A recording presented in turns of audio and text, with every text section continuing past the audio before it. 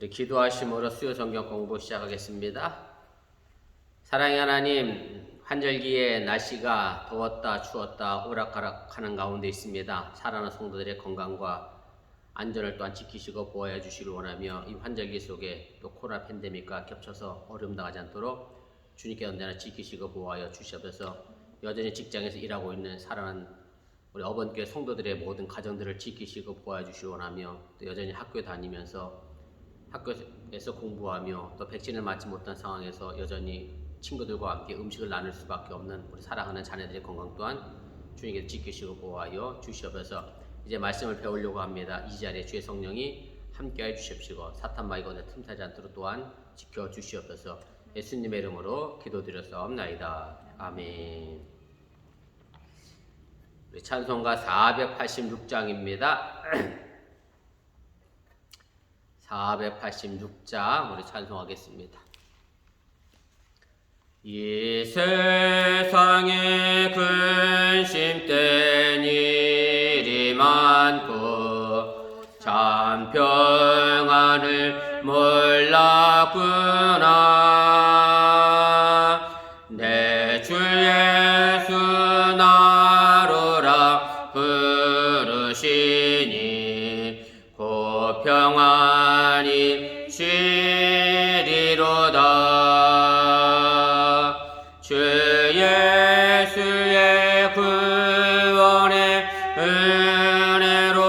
은혜로다. 참 기쁘고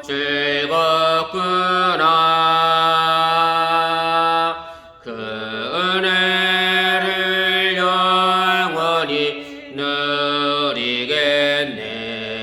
곧 평안히 쉬리로다.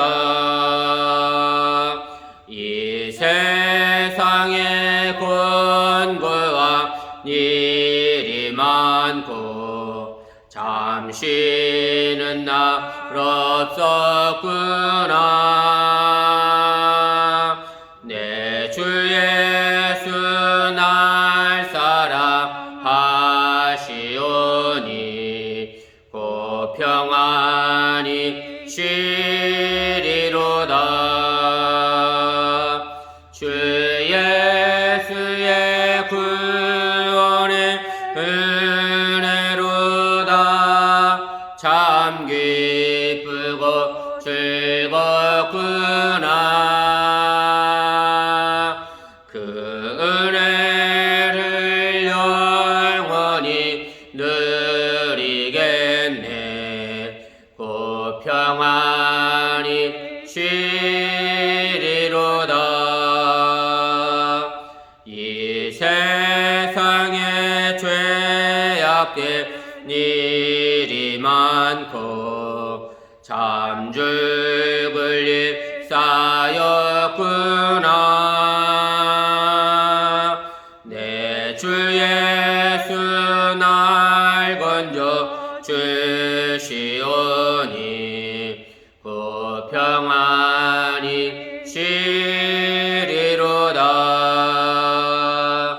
주 예수의 구원의 은혜로다. 참 기쁘고 즐겁구나. 그 은혜를 영원히 누리겠네. 곧 평안히 쉬리로다. 아멘. 우리 찬송 한 장 더 하겠습니다. 490장입니다. 490장 우리 한 장 더 찬송합니다. 주여 지난 밤 내 꿈에 배웠으니 그 꿈 이루어 주옵소서. 밤과 아침에 계시로 보여주사 항상 은혜를 주옵소서. 나의 놀라운 꿈 정령남이 끼는 장차 큰 은혜 받을 편이 나의 놀라운 꿈 정령이 이루어져 주님 얼굴을 배우리라. 마음 괴롭고 아파서 낙심될 때 내게 소망을 주셨으며 내가 영광의 주님을 바라보니 앞길 환하게 보이도다.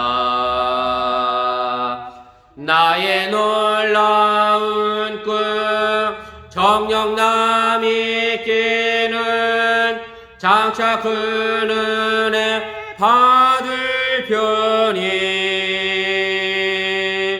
나의 놀라운 꿈 정령이 이루어져 주님 얼굴을 배우리라.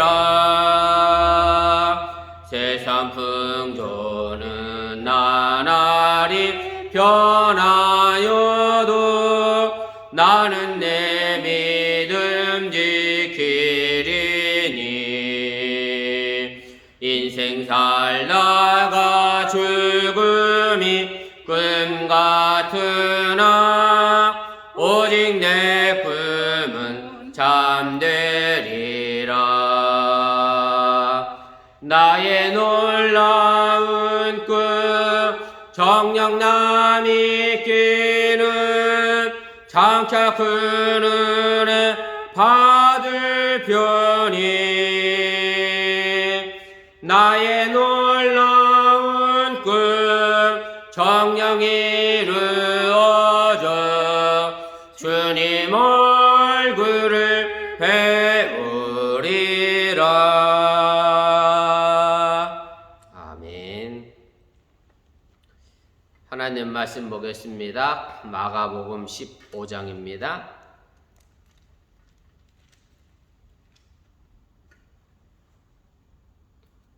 마가복음 15장 33절 말씀부터 41절까지 말씀입니다. 우리 한 절씩 교독하시고 41절은 함께 읽도록 하겠습니다. 제6시가 되며 온 땅에 어둠이 임하여 제9시까지 계속하더니 제9시에 예수께서 크게 소리 지르시되 엘리 엘리 라마 사박다니 하시니 이를 번역하면 나의 하나님 나의 하나님 어찌하여 나를 버리셨나이까 하는 뜻이라. 곁에 섰던 자 중 어떤 이들이 듣고 이르되 보라 엘리야를 부른다 하고 한 사람이 달려가서 하늘 쏘인 포도주를 쳐 갈대에게 마시게 하고 이르되 가만두라 엘리야가 와서 그를 이뤄주나 보자 하더라. 예수께서 큰 소리를 지르시고 숨지시니라. 이에 성소의 정이 위로부터 아래까지 찢어져 이르니라. 예수를 향하여 섰던 백부장이 그렇게 숨지심을 보고 이르되 이 사람은 진실로 하나님의 아들이었도다 하더라. 멀리서 바라보는 여자들도 있었는데 그 중에 막달라 마리아와 또 작은 야고보와 요새의 어머니 마리아와 또 살로메가 있었으니 이들은 예수께서 갈릴리에 계실 때에 따르던 섬기며 던 자들이요 또 이외에 예수와 함께 예루살렘에 오른 여자들도 많이 있었더라. 아멘. 예, 오늘은 이제 87가입니다. 예수님께서 십자가에서 운명하신 그런 사건의 내용이고요. 내용본에 보시면 예수님의 십자가 처형의 후반부에 해당하는 그런 내용입니다. 그래서 예수님께서 십자가에서 운명하신 다음에 무덤에 묻히시고 그 이후에 이제 부활하심으로 해서 이제 마가복음 전체적인 결론의 대단원이 이제 막을 내리게 됩니다. 내용분해와 기어보도록 하겠습니다. 그래서 예수님께서 운명하시는 장면이 오늘 본문 말씀에 이제 기록이 되어져 있고요. 또 예수님의 죽으심의 결과가 그럼 도대체 우리에게 무엇이냐라고 하는 그 의미도 이제 보여주고 있는 것이 오늘 본단락의 내용입니다. 특별히 예수님께서 죽으심의 의미가 특별히 더 강조된 것은 오늘 38절에 나와 있는 그런 말씀의 내용입니다. 오늘 예수님께서 돌아가셨을 때에 이제 성전 휘장이 이제 찢어졌다라고 이야기하면서, 그래서 그동안 예수님께서 계속해서 이제 유대교의 성전을 내가 헐고 사흘 만에 짓겠다라고 얘기했던 그분, 또 예수님께서 성전을 정화시키고 깨끗게 하신 사건이 모두가 결과적으로는 여기에 연결되고 있는 것이고요. 그래서 예수님께서 돌아가셨을 때 이제 성전의 휘장이 찢어졌다라고 하는 것은 더 이상의 유대교의 어떤 성전의 제사의 문제가 의미가 없음을 이제 같이 못하게 된다라고 하는 얘기입니다. 뭐 또 다른 의미가 하나 있습니다만은 그것은 제가 주석에 해 나가면서 그리고 또 설명을 드리도록 하겠습니다. 그 다음에 이제 예수님께서 돌아가셨을 때에 이제 성전이 휘장이 찢어진 것 말고도 이제 마태복음에 보면은 뭐 땅이 진동하고 뭐 바위가 터졌다라고, 또 무덤들이 열리고 성도들이 이제 부활하는 사건도 이제 기록이 되어져 있고요. 또 그러나 오늘 이 마가복음에서는 이제 오로지 이제 성전 휘장만 찢어지고 또 정오에 온 세상이 이제 껌껌해졌다라고 하는 부분만 설명을 하고 있습니다. 또 누가복음에서는 이제 구경하던 사람들이 이제 가슴을 치고 갔다라고 이제 기술을 하고 있는데, 아무튼 이제 마가복음에서 강조하고 싶었던 것은 바로 성전 휘장이 찢어진 사건이고, 그리고 찢어진 사건의 의미가 무엇인가를 이제 강조하기 위하여 이 말씀이 특별히 기록되어 있었음을 여러분들이 기억을 하시길 바랍니다. 우리 본문주의 차례대로 좀 살펴가겠습니다. 오늘 33절 말씀인데, 예수님께서 운명하셨을 때에 어떤 일이 발생했느냐라고 하는 문제입니다. 제6시가 되면 온 땅에 어둠이 임하여 제9시까지 이제 계속 하더니 이렇게 되어 있습니다. 그래서 제6시는 이제 낮 정오입니다. 영어 성경에는 눈이라고 정확히 번역을 해놨는데, 한국은 그대로 그때 당시 시간을 그대로 이제 번역을 해서 놨기 때문에 제6시로 되어 있는 거고요. 그 다음에 제9시까지라고 되어 있어서 이제 오후 3시를 의미하는 거고, 그래서 어쨌든 환한 대낮에 온 땅이 이제 어둠이 덮였다라고 하는 얘기고, 예수께서 죽으신 사건이 그냥 일반적인 죽음의 사건이 아니라 하나님의 아들이 죽으심으로 인해서 온 우주가 함께 애도하고 슬퍼하는 장면을 이제 묘사를 하게 됩니다. 특별히 이것이 이제 구약 성경 아모스서에 보면 이것이 또 예언이 되어져 있습니다. 제가 그 각종 하단에 달아드렸는데요. 아모스 8장 이제 9절입니다. 주 여호와의 말씀이니라. 그날에 내가 해를 대낮에 지게 하여 백주의 땅을 캄캄하게 하며, 그래서 예수님께서 죽으셨던 그 날의 시간들을 아모스 선지자가 또 예언했던 말씀이 그대로 이루어지게 됐고, 하나님의 아들 예수님이 돌아가심으로 해서 이제 온 우주가 예수님의 죽음에 대하여 이제 슬퍼했다라고 이제 표현을 하고 있습니다.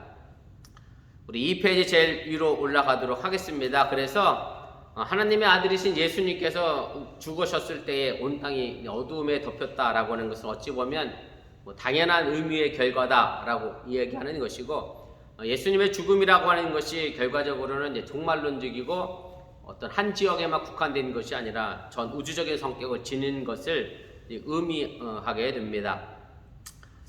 이번입니다. 예수님께서 이제 운명하시기 직전에 무슨 말씀을 하셨으며 이제 그 뜻은 무엇입니까? 오늘 34절 말씀입니다.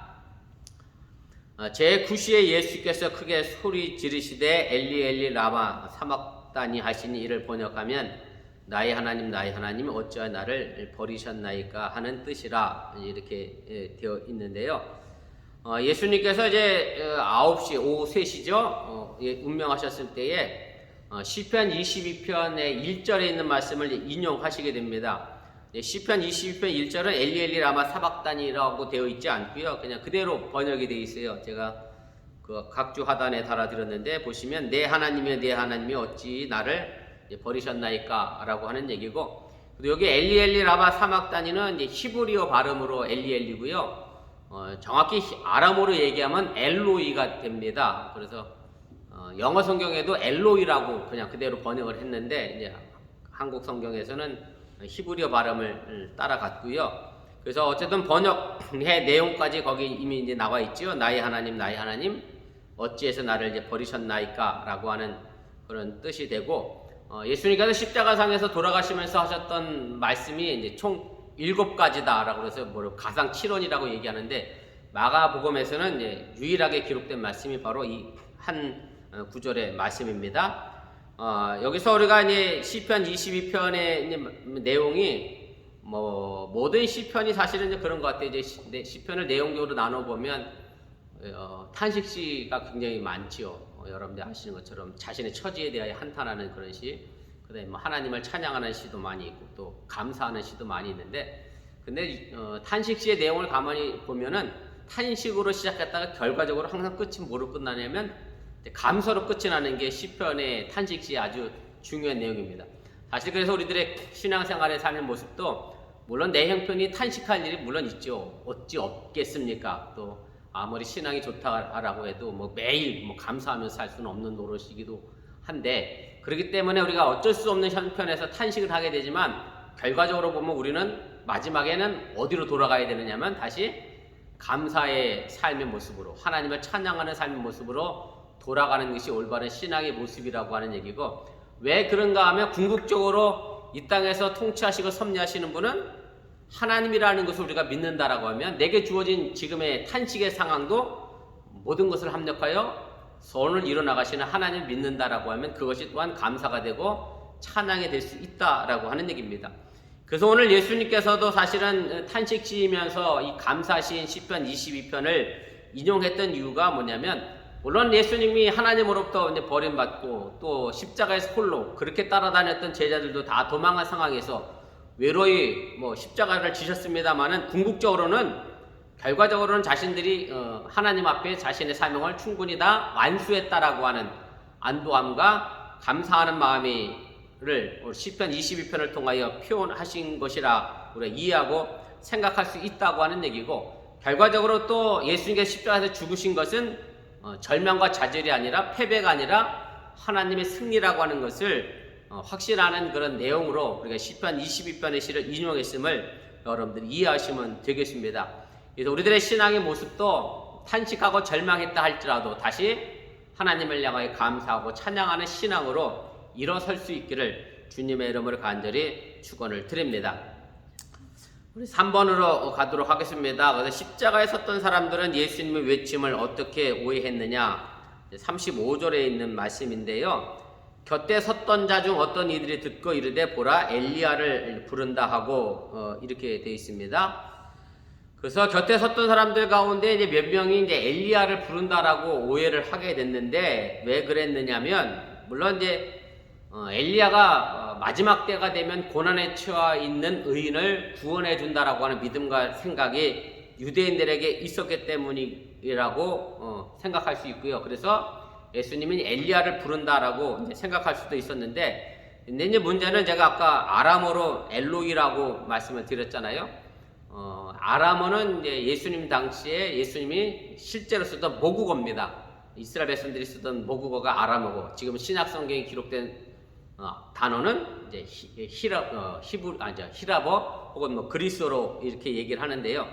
그래서 유대인들이 옆에서 들었잖아요. 자기 신들이 쓰고 있는 분명한 모국어인데 엘로이와 엘리야를 구별 못한다라고 생각하는 것은 조금 뭐랄까요, 앞뒤가 맞지 않는 그런 상황이고요.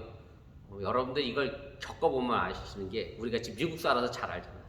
무슨 얘기냐면 미국 사람들은 우리 발음을 구별 못할 수도 있어요. 그런데 우리가 한국 사람인데 한국말을 굉장히 다 잘하잖아요. 그런데 한국 사람이 말하는 우리 집사람하고 저랑, 여러분도 아마 그럴지도 몰라, 이빨 닦으면서도 얘기하는데 다 알아듣잖아요. 왜냐하면 그 발음 나오면 뭔지 아니까. 이런 식으로 생각해보면 유대인들이 엘로이라고 부른 이 발음을 엘리야로 들었다라고 하는 것은 좀 뭐랄까요, 무리가 있는 부분이고요. 그래서 예수님의 어떤 외침에 대해서 유대인들이 예수님을 조롱하고자 했던 것으로 우리가 생각하는 것이 더 바람직하다라고 하는 얘기입니다. 왜냐하면 그것이 또 36절에 나와 있는 말씀과도 연결이 되어 있는데, 사실은 우리가 예수님께서 십자가에서 고난받으실 때에 지나가던 사람들이 야 그럼 남들은 다 구원했다고 하면서 너는 왜 십자가에서 죽냐, 너 십자가에서 뛰어내리라 이제 이랬고, 대제사장들도 이제 그랬잖아요. 이제 사실 마찬가지예요. 정말로 네가 의인이라고 하면 누가 결국 올 거예요? 엘리야가 와서 구원해 줄 거 아니냐. 쉽게 말하면 또 다른 표적을 요구하는 것이 이 말씀과 연결되어져 있기 때문에 엘리야가 부른다라고 하는 것은 예수님을 조롱하기 위한 그런 것으로 우리가 추측하는 것이 더 바람직하다라고 생각해 볼 수가 있습니다. 4번입니다. 그래서 예수님께서 이제 신포도주를 준 이유가 무엇이냐? 오늘 35절 말씀과 이제 연결이 되어져 있는 얘기인데요. 한 사람이 달려가서 해면에 신포도주를 적시어 갈대어 깨어 마시게 하고 이르되 가만두라 엘리야가 와서 그를 내려주나 보자 하더라. 이렇게 되어 있습니다. 그래서 엘리야가 와서 이제 구원해 줄 거라고 하는 사상이 다시 한번 여기 이제 등장을 이제 하게 되고요. 예수님에게 이제 신포도주를 이제 갈대에 끼어 마시게 했다. 이렇게 되어 있는데 해면이라고 되어 있는데 일종의 뭐 우리식으로 쉽게 이해하면 이제 스펀지로 여러분들 이해하시면 뭐 틀리지 않습니다. 물을 잘 흡수하는 그런 식물을 의미하고요. 그래서 이제 신포도를 적셔서 이제 갈대에 끼어 예수님의 의식을 이제 연장시켜서 결국 엘리야가 진짜 와서 예수님을 구원해 내나 보자. 또 다른 표적을 시험하는 것으로 우리가 이해를 해보면 되고요. 이제 신포도주가 그럼 왜 예수님께 먹이게 했느냐라고 하는 것은 그때 당시에 일종의 비타 500 같은 피로회복제, 신경 안정제로 사용됐던 그런 거였기 때문에 그래서 예수님의 정신을 다시 뭐랄까요 맑게 해서 정말로 엘리야가 오는지 안 오는지 지켜보기 위한 것으로 이제 사용하게 됐다라고 하는 얘기입니다. 그럼 왜 엘리야가 와서 구원해 줄 것이냐를 지켜보게 됐느냐라고 하면 이제 유대인의 전통적인 책이죠. 탈무드에 보면 엘리아잘 벤 페라트라고 하는 사람도 이제 재판을 받게 됐었는데 이제 엘리야가 와서 이 사람을 400마일 바깥으로 옮겨 놓았다라고 하는 얘기가 이제 실려 있습니다. 아무튼 유대인들에게는 의인이 고난 받으면 엘리야가 와서 구원해 줄 거다라고 하는 그런 믿음이 있었다라고 하는 얘기고 그래서 예수님께 신포도주를 먹임으로 해서 예수님의 생명을 조금 더 의식을 연장시켜서 실제로 엘리야가 오는가 두고 보자는 뜻으로 신포도주를 먹인 거고 이것이 또 다른 표적을 구하는 예수님을 시험하는 그런 장면이었다라고 하는 얘기고요. 어찌 보면 예수님께서 광야 40일 동안 금식하시고 난 다음에 마귀가 와서 시험했던 내용과 이 부분이 별반 다르지 않다라고 하는 사실 또한 우리가 기억해 볼 필요가 있고 사실은 이런 부분은 우리도 여전히 신앙생활하면서 범하는 잘못된 신앙의 모습 가운데 하나라는 것도 여러분들이 이해하시기를 바랍니다. 5번입니다. 예수님께서 운명하실 때의 최후 모습과 동시에 일어났던 사건은 이제 무엇입니까? 오늘 37절, 이제 38절에 있는 말씀인데 제가 읽겠습니다. 예수께서 큰 소리를 지르시고 숨기시니라 이에 송소휘장 위로부터 아래까지 찢어져 이제 둘이 되니라. 사실은 이 부분과 그 다음 39절에 나와 있는 내용의 신앙의 고백이 이제 중요한데요.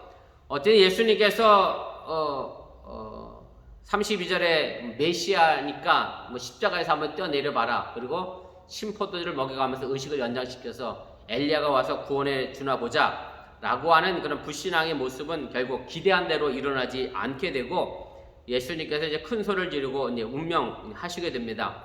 그래서 큰 신학자들이 큰 소리를 지르는 것의 의미가 뭐냐 여러 가지 모양으로 해석하고 논란이 있습니다만은 꼭 제가 세 가지 내용을 썼어요. 세상에 자신의 죽음을 알리는 소리, 혹은 무신문학적인 표징으로서 승리와 세상의 심판을 가져오는 소리, 하나님께서 예수의 생명을 갑자기 불러가심으로 자연적으로 나온 소리, 이렇게 되어 있는데, 그래서 제 생각에는 3번이 맞지 않을까 싶어요. 아무튼 신학자들이 이런저런 모양으로 해석을 했던 거고, 정말 중요한 것은 예수님께서 큰 소리를 지르고 운명하셨다라고 하는 것은 아무튼 예수님은 하나님의 아들로서 보통 사람의 모습으로 돌아가신 것이 아님을 이제 표현하고자 표현한 것이 아닌가 그렇게 생각을 해보게 됩니다. 4번입니다. 4번으로 내려가면 제가 아까도 말씀드렸던 것처럼 이제 성소의 휘장이 찢어짐으로 해서 이제 성전 제사의 의미가 이제 사라지게 됐다라고 하는 말씀을 이미 드렸고요. 이제 성소의 휘장은 요즘은 휘장은 보기가 어려워요.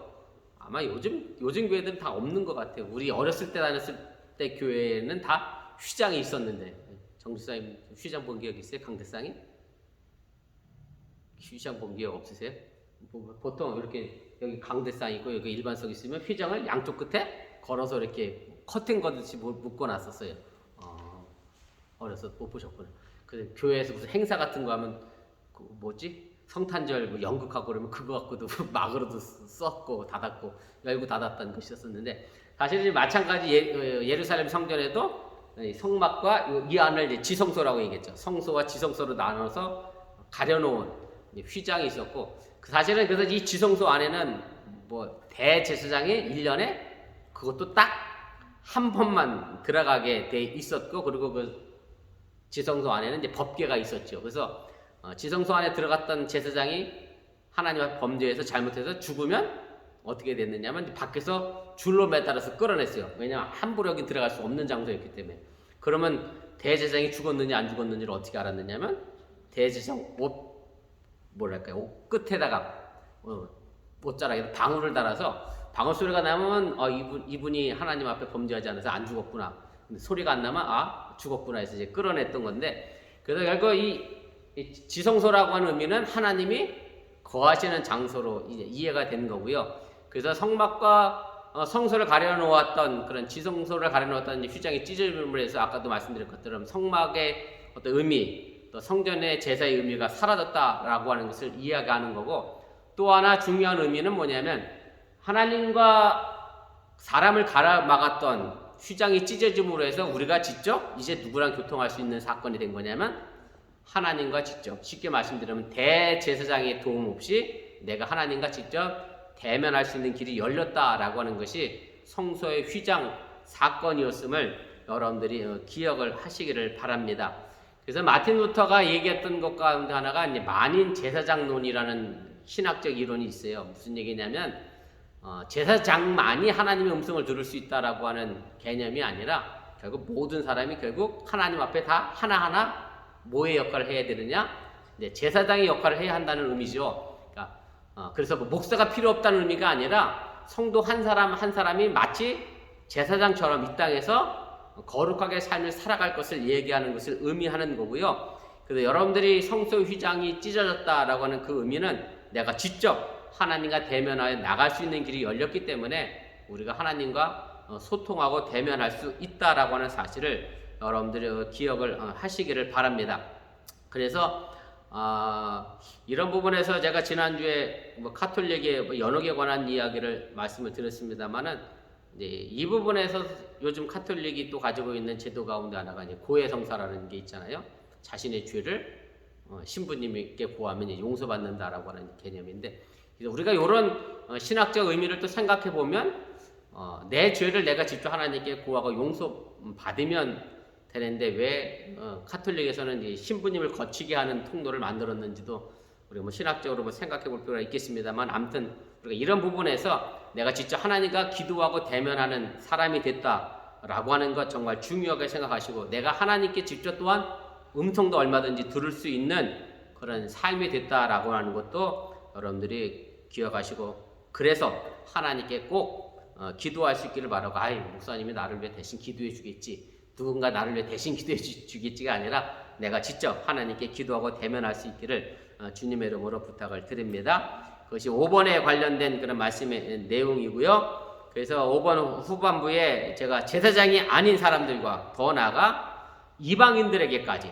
하나님께 나아갈 수 있는 길이 열렸다라고 하는 얘기입니다. 그 다음에 하나님의 완전한 계시가 누구에게나 직접 나타날 수 있다라고 하는 얘기고 사실 계시의 의미도 마찬가지입니다. 계시의 의미 정확한 의미는 뭐냐면 감춰진 것이 드러난 게 계시거든요. 사실은 그동안 휘장 때문에 지성소 안이 전부 감춰져 있었잖아요. 그런데 그 휘장이 찢어짐으로 해서 하나님의 계시가 직접 우리에게 드러나게 됐다. 바로 정말 중요한 계시는 누구냐면 바로 예수 그리스도가 정말 우리에게 가장 중요한 특별 계시임을 여러분들이 또한 믿으시기를 바랍니다.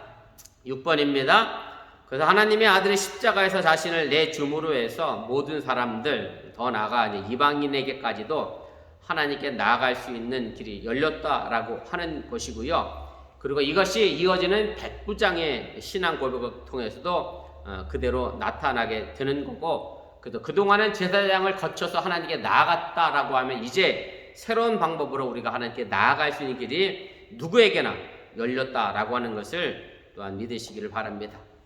6번입니다. 성소의 휘장이 찢어지는 사건과 함께 누구의 고백이 있었느냐라고 하는 얘기인데요. 39절입니다. 예수를 향하여 섰던 백부장이 그렇게 순죄심을 보고 이르되 이 사람은 진실로 하나님의 아들이었도다 하더라 이렇게 듭니다. 그래서 마가복음 저자는 이제 예수님의 십자가의 죽음을 또 다른 상징적인 언어로 말하고 있는데 그것은 뭐냐면 예수님의 십자가 처형을 집행했던 당사자지요. 로마의 백부장, 로마의 군인이었던 사람으로 통해서 아주 중요한 신앙의 고백을 하게 됩니다. 사실은 이 로마 백부장은 예수님을 따라다녔던 사람도 아니고 예수님에게 뭔가 기적을 바라고 쫓아다녔던 사람도 아니고 다만 로마의 군인으로서 예수님의 십자가 처형을 직접적으로 주도한 사람이고 십자가의 죽음을 가장 가까운 곳에서 본 사람이었는데 그 사람이 예수님의 십자가의 죽음을 보니까 결론은 이거예요. 야, 이 사람이 정말 하나님의 아들이었구나. 이것이 마가복음이 전하고자 하는 신앙의 핵심임을 여러분들이 기억하시기를 바랍니다. 그래서 백부장의 신앙 고백이 결국 우리 그리스도교, 기독교 신앙의 완전한 표현이라고 하는 얘기고 마가복음에서 계속해서 이 호칭이 등장합니다. 그거 제가 2번 후반부에 좀 보시면 먼저 제 1장 1절에 마가복음에 시작할 때 하나님의 아들이라는 단어로부터 이미 시작을 했고요. 그래서 마가복음이 제일 서론에다가 하나님의 아들이라고 쓴 이유는 뭐냐면 자기가 이 책을 쓰면서 누굴 보여주고 싶어서 하나님의 아들임을 보여주고 싶어서 그래서 사실 서두에 그 이야기를 썼고 그 다음에 세례 받으실 때 이미 등장하고 또 변화사 사건에서도 하나님의 아들이라는 단어가 등장하고 그리고 오늘 마지막 끝부분에 그러니까 서두의 중간에 그리고 마지막 부분에 하나님의 아들이 이제 선언되어지게 되고요. 그래서 마가복음 전체의 의미가 이 하나님의 아들이라고 하는 것을 통해서 분명하게 이제 적용이 되어지게 됩니다. 결국 예수님의 십자가 죽음으로 해서 예수님은 하나님의 아들이심이 이제 확증됐다라고 하는 얘기고, 그래서 이 선언이야말로 마가복음의 핵심이라고 하는 얘기고요. 그래서 사실은 우리들의 신앙의 고백은 어디서부터 나와야 되느냐면 예수님의 십자가 사건을 통해서 내가 하나님의 아들을 만나고 경험하는 것이 중요하다라고 하는 얘기고, 예수님을 따라다녔고 예수님의 이적을 경험했던 제자들조차도 사실은 이 십자가 사건 앞에서 어떻게 됐느냐면 다 도망갔는데 백부장만큼은 십자가 사건 앞에서 이 사람이 정말로 하나님의 아들이었다라고 이제 고백을 하고 있기 때문에 사실 그래서 그 어떤 사건보다도 예수님의 십자가 사건 그리고 부활의 신앙이 우리 기독교의 가장 중요한 근간이 됨을 여러분들이 잊지 마시고 바로 이 경험을 통해서 내가 하나님의 아들이라고 하는 신앙의 고백 또한 여러분들에게 있어질 수 있기를 주님의 이름으로 축원을 드립니다. 7번입니다. 멀리서 예수님을 지켜본 이들은 누구였느냐? 오늘 40절 말씀인데 보겠습니다. 멀리서 바라보는 여자들도 있었는데 그 중에 막달라 마리아와 또 작은 야고보와 요새의 어머니 마리아와 또 살레메가 있었으니 이제 이렇게 되어 있습니다. 그래서 오늘 여기 나와 있는 이 여인의 모습과 사실은 예수님의 사랑했던 세 명의 제자 베드로, 야고보, 요한과 잘 비교가 되고 대조가 되고 있는 것이고요. 예수님의 죽음에 앞에 두고 모든 제자들이 도망갔는데 오늘 멀리서 이 여인들만 예수님의 죽음을 보게 됐다라고 하는 얘기입니다. 물론 멀리서 볼 수밖에 없었던 이유가 구체적으로 나와 있지는 않아서 모르겠습니다만은 여자들은 십자가 근처에 가지 못하게 막았거나 아니면 무서움 때문에 멀리 떨어져 있는 것인지 모르겠습니다만은 무엇보다 우리가 좀 성경적으로 신학적으로 또 하나 생각해 볼 것은 시편 38편 11절에 또 이 예언의 말씀이 그대로 성취된 것으로 여러분들 이해하시고 또한 깨달으시길 바랍니다. 각주 하단 8번에 달아드렸는데요. 내가 사랑하는 자와 내 친구들이 내 상처를 멀리하고 내 친척들도 멀리 섰나이다 라고 하는 시편의 구절인데 이 예언의 말씀이 또 그대로 성취된 것으로 여러분들 이해하시면 좋을 것 같습니다. 그래서 오늘 40절에 이제 세 여자 이름이 이제 등장을 하게 되고요. 막달라 마리아가 먼저 등장합니다. 막달라 마리아는 여러분들이 많이 들었던 인물이고 누가복음 8장 2절에 보면 이 막달라 마리아는 7 귀신 들렸다가 고침 받았던 그런 여인이고 또 요한복음에 가면 이 막달라 마리아는 예수님의 부활의 첫 번째 증인으로 이제 등장을 하게 되고요. 두 번째 이제 작은 야고보와 요새의 어머니 마리아가 등장합니다. 이 부분은 정확히 누구인지는 나와 있지 않습니다. 요 부분에만 이제 기록이 됐기 때문에 그렇고, 그래서 제가 뭐 여러 번 말씀드렸습니다만은 아리마데에서 구레네 시몬의 아들들의 이야기, 또 알렉산더와 루포도 이름만 달랑 나와 있잖아요. 아무 내용도 없이. 왜 나와 있느냐면 이름만 들어도 그 사람이 누군지 아니까. 그래서 그 신앙 공동체 입장에서는 이 사람이 누군지 아니까 이름만 나왔다라고 하는 얘기고, 그래서 여러분들이 어쨌든 신앙 공동체 안에서는 잘 알려진 인물로 우리가 생각해 볼 수 있고요. 특별히 오늘 여기 작은 야고보를, 요한의 형 있죠? 예수님의 제자 요한의 형도 이제 야고보였기 때문에 구별하기 위해서 쓴 것으로 우리가 또 추측을 해보게 되고, 그래서 3장 18절에 마가복음 3장 18절에 알포의 아들 야고보로 추측을 해볼 수도 있습니다. 뭐 추측하는 거지 정확히 누군지는 알 수 없다라고 하는 얘기고요. 그 다음에 이제 살로메라고 하는 이름이 이제 등장하게 되는데, 마태복음에 보면 이제 세베대의 아들들의 어머니라고 되어 있고, 요한복음 19장 25절에는 이 살로메가 예수님의 이모로 등장합니다. 마리아의 언니인지 여동생인지는 모르겠습니다만, 아무튼 요한복음 19장 25절은 예수님의 이모와 동일시되고 있고요. 제가 그 각주하단에 달아드렸는데 보세요. 예수가 빠졌네, 예자가. 예수의 십자가 곁에는 그의 어머니와 이모와 글로바의 아내 마리아와 이렇게 돼 있어서 살레메가 예수님의 이모와 동일한 인물로 이제 표현이 되어 있습니다. 마지막 8번입니다. 제자들과 여인들의 태도를 비교해 보면 우리는 어느 편에 선 사람들이 더 가깝습니까? 마지막 결론 41절에 있는 말씀인데 제가 읽겠습니다. 이들은 예수께서 갈릴리에 계실 때에 따르며 섬기던 자들이요, 또 이외에 예수와 함께 예루살렘에 올라온 여자들도 많이 있었더라. 이렇게 되어 있습니다. 그래서 오늘 이 여인들의 모습과 그 다음에 그렇게 예수를 따라다녔던 세 제자들의 모습이 우리가 좀 비교해 보면서, 오늘 41절에서는 이제 예수님께서 갈릴리에서부터 마지막 예루살렘까지의 어찌 보면 전생애를 아주 짧은 구절로 언급을 하게 되고요. 그리고 예수님은 결과적으로 십자가로 나아갔던 사람이고, 그리고 이 십자가로 나가던 길에 오늘 이 세 여인들이 뭐라고 표현되어 있었느냐면, 이게 참 중요한 것 같아요. 섬기던 자로, 결국 예수님을 갈릴리에서부터 십자가까지 섬겼던 사람, 예루살렘까지 왔고 마지막 골고다까지 왔던 섬기는 사람이었음을 여러분들이 이해하시면 참 좋겠습니다. 그래서 마가복음에서의 제자직에 관한, 예수님의 제자는 과연 누구냐? 끝까지 예수님을 따라가는 사람, 예수님을 끝까지 섬기는 사람이 예수님의 제자라고 하는 것을 다시 한번 보여주고 있다라고 하는 얘기고요. 십자가의 길에 함께 동참한 사람만이 예수님의 참 제자로서의 삶을 감당하게 된다라고 하는 얘기고, 그 다음에 또 마가복음에서도 그런 예수님께서 하셨던 말씀 가운데 제자들을 향하여 그런 얘기를 하잖아요. 자기 십자가를 지고 가는 사람이 내 제자다라고 얘기했던 것처럼, 결국 마가복음에서의 제자는 예수의 십자가의 길을 끝까지 가는 사람이었다라고 하는 얘기입니다. 그래서 이런 부분에서 그동안 제자들이 예수님을 따라다녔지만 결과적으로 마지막 부분에서는 예수를 모두 버리고 도망갔다라고 하는 그런 부정적인 모습과 달리 여인들에게서는 아주 긍정적인 모습으로 나타나게 되는 것이고, 그래서 마가복음 전체를 통해서 과연 그럼 우리는 어떤 제자로서의 삶을 살아야 될 것이냐, 앞에서 그렇게 열심히 따라다녔던 제자들은 사라져버리고 뒤에서 말 그대로 음으로 양으로 섬겨왔던 그 여인들만 남아있는 이 상황 속에서 과연 누가 더 충성스러운 제자의 모습이었는가를 다시 한번 우리가 생각해보고 어떤 제자가 될 것인가를 우리에게 가르쳐주고 있음을 여러분들이 이해하시면 좋겠습니다. 마지막 3번입니다. 그래서 12제자가 숨어버린 상황에서도 여인들이 도망치지 않았고 예수님의 죽음과 그 다음에 장사 지냄, 그리고 마지막에는 예수님의 부활의 증인도 사실은 이 여자들이 제일 먼저 이뤄냈다라고 하는 것을 우리가 기억하시기를 바라고요. 그래서 물론 과정 중요하지요. 그러나 그 결과 또한 우리가 중요함을 여러분들이 잊지 마시고 과정과 결과의 끝까지 예수님을 섬기며 십자가 길까지 따라가는 저와 여러분들이 되어줄 수 있기를 주님의 이름으로 간절히 축원을 드립니다. 우리 기도하겠습니다.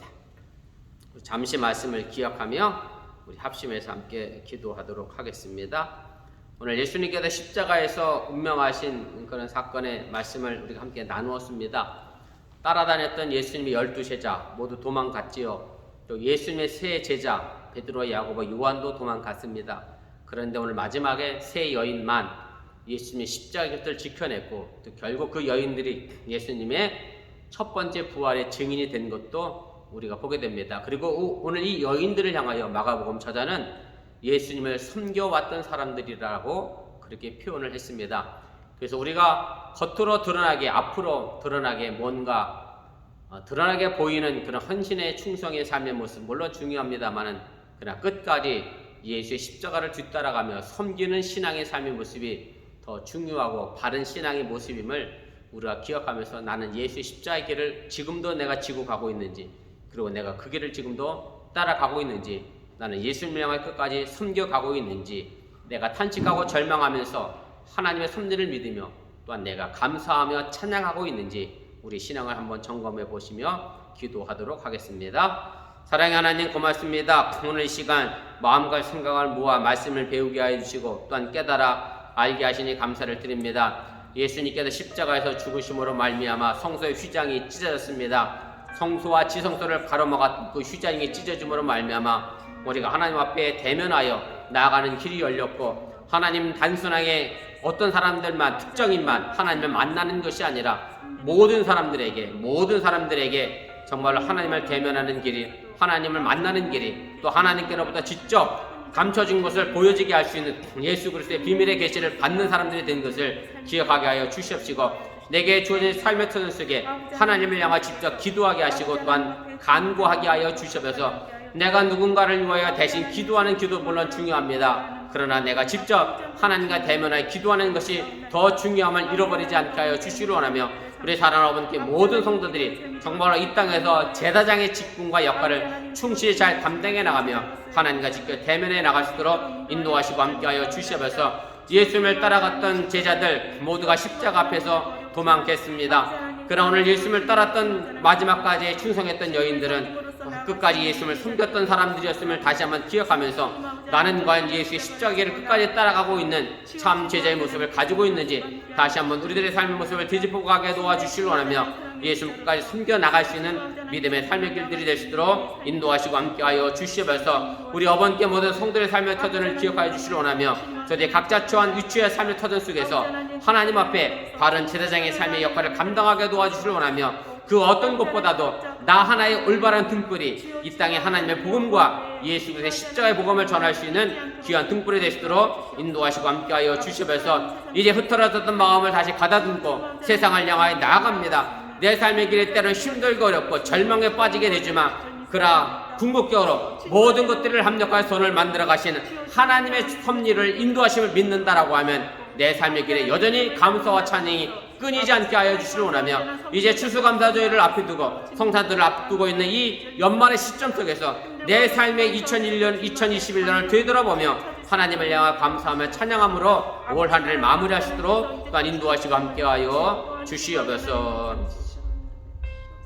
사랑의 하나님 고맙습니다. 한 해가 빠르게 지나갑니다. 벌써 마무리하는 이 시점 속에서 우리 인생의 삶의 길을 되짚어보면 정말 힘들고 어려운 고난의 길이 있었음에도 불구하고 여전히 합력할 손을 이뤄나가시는 하나님을 찬양하며 감사하며 2021년을 또한 마무리해 나가도록 함께하여 주시면서 시편에 나와 있는 이 탄식시 모두가 탄식으로 절망으로 끝이 나지 않았습니다. 우리들의 신앙이 행여 탄식과 절망으로 끝나는 어리석은 신앙, 세 명의 제자들처럼 중도에 예수를 버리고 도망가는 신앙의 삶의 모습이 아니라 탄식과 절망 가운데서 끝까지 찬양하며 감사하는 오늘의 세 명의 여인이 되게 하여 주시고 끝까지 십자의 길을 숨겨나가는 믿음의 신앙인이 되도록 인도하여 주시옵소서. 이 모든 말씀 예수님의 이름으로 기도드렸사옵나이다. 아멘. 하늘에 계신 우리 아버지여, 이름이 거룩히 여김을 받으시오며 나라 임하옵시며 뜻이 하늘에서 이루어진 것 같이 땅에서도 이루어지이다. 오늘날 우리에게 일용할 양식을 주옵시고 우리가 우리에게 지진 자를 사하여 준 것 같이 우리 죄를 사하여 주옵시고 우리를 시험에 들게 하지 마옵시옵고 다만 하게 수고하옵소서. 대개 나라와 권세와 영광이 아버지께 영원히 있사옵나이다. 아멘. 감사합니다. 성경 공부를 마쳤습니다.